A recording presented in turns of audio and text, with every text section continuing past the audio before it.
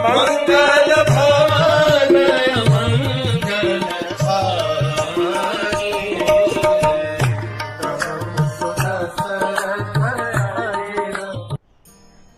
हरे कृष्ण। जिस रात जयंत, सिद्धार्थ, अशोक, विजय और नंदन ये भरत महाराज के ननिहाल पहुंचे, उस रात को भरत महाराज ने या भरत ने एक स्वप्न देखा। स्वप्न में उन्होंने देखा कि एक बहुत ही भयंकर चीख उन्हें सुनाई दी। वो चीख वो स्वप्न में सुनकर के ही डर गए। स्वप्न में उन्होंने देखा कि उनके पिता दशरथ एकदम बाल हर जगह बिखरे हुए, काले कपड़े डाले हुए, चंद्रमा की ओर एक पहाड़ के ऊपर चढ़ते जा रहे हैं और दौड़े जा रहे हैं, भागते जा रहे हैं। और भरत ये समझ नहीं पा रही है क्यों चढ़ रहे हैं पहाड़। भरत महाराज उनके पीछे दौड़ रहे हैं।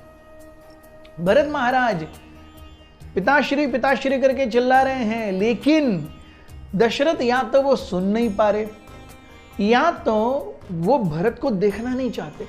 दशरथ दौड़े जा रहे हैं और दौड़ते दौड़ते दौड़ते वो उस पहाड़ के ऊपर की चोटी तक पहुंच गए।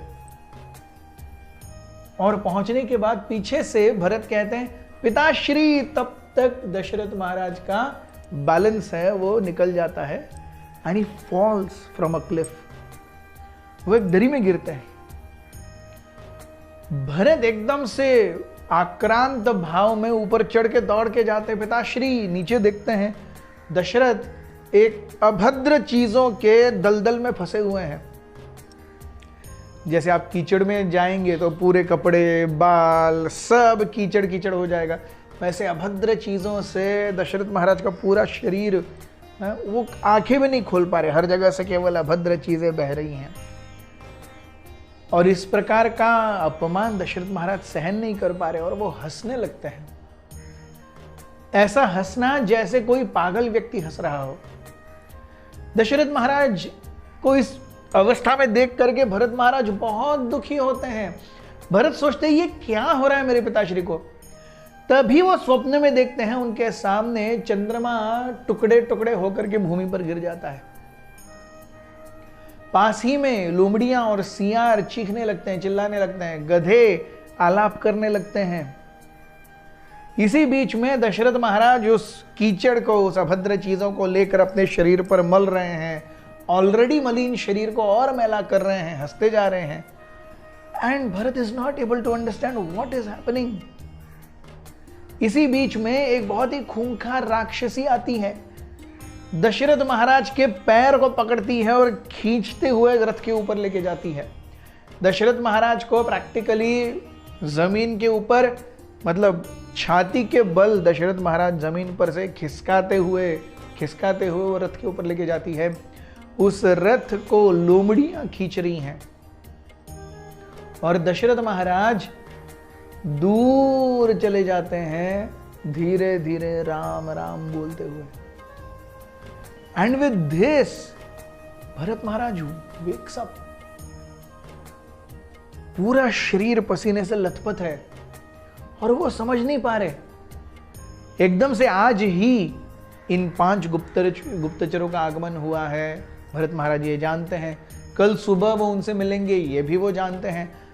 इन गुप्तचरों का आना, कुछ न बोलना और रात में दशरथ महाराज के बारे में ऐसी सारे प्रसंग देखना। Bharat was thinking what has happened. रात में उन्होंने अपने कुछ मित्रों को बुलाया और वो मित्र भी भरत की इस स्वप्न के बारे में सोच करके, सुन करके वो भी भौचक्के के रह गए कि ऐसा क्यों होना चाहिए। दूसरे दिन Bharat Maharaj not able to contain his excitement और rather a feeling of moroseness, वो जल्दी जल्दी जा करके अश्वपति, महाराज अश्वपति जो कि कैकेयी के पिता हैं, उनके दरबार में जाते हैं। उधर ये 5 मैसेंजर्स आए हुए हैं अयोध्या से। वो कहते हैं अश्वपति से कि वशिष्ठ मुनि ने तुरंत भरत के लिए बुला भेजा है। Now Bharat immediately understands that there is something wrong. Because the messengers don't say Dasharath Maharaj ne bheja hai. Ultimately a king should give instruction. Why should Kulguru give instruction? He can, but that's not the pratha. Pratha is king gives instruction. So looking at the way they have come, जिस तरीके से वो बात कर रहे हैं, बहुत थोड़ी बात कर रहे हैं, खुल करके बोल नहीं रहे हैं, अपने अपने में ही गुम हैं, थोड़े से दुखी भी हैं, मायूस भी हैं, but they are playing their part perfectly. Bharat Maharaj जानते थे कि जब ये 5 लोग ऐसे हैं कि जब तक उन्हें बोला नहीं जाएगा वो कुछ नहीं बताएंगे. इसीलिए भरत महाराज ने सोचा कि let me take things in my hand. If I have to really understand what's wrong, I have to be where the action is actually happening, and that is Ayodhya. उन्होंने महाराज अश्वपति से आज्ञा ली और वो 5 मैसेंजर्स के साथ में वापस जाने के लिए तैयार हुए. महाराज अश्वपति ने और उनके बेटे ने, अर्थात भरत महाराज के मामा ने, दोनों ने भरत महाराज को पास में लिया, शत्रुघ्न को पास में लिया, दोनों के सर सूंघे. This is also taken to be a sign of auspiciousness. When elders take us close and they sniff our head, जब हमसे वरिष्ठ लोग हमें पास में लेते हैं, हम देखते हैं शेक हैंड्स, आलिंगन, चुंबन. ये भारतीय सभ्यता नहीं है.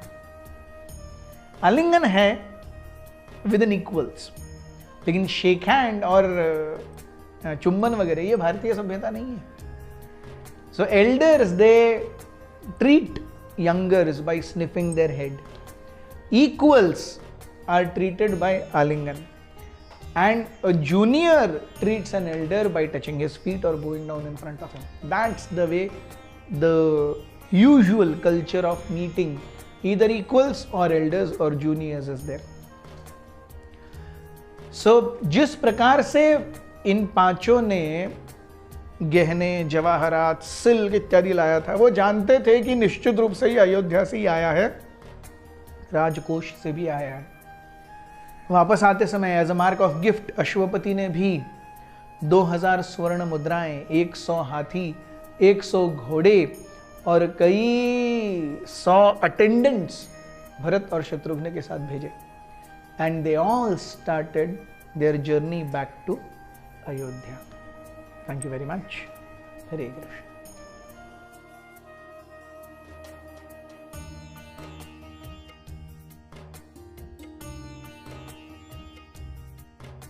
हमारे साथ श्री रघुनाथ तो किस बात की चिंता. हमारे साथ श्री रघुनाथ तो किस बात की चिंता. शरण में रख दिया जब माथ तो किस बात की चिंता.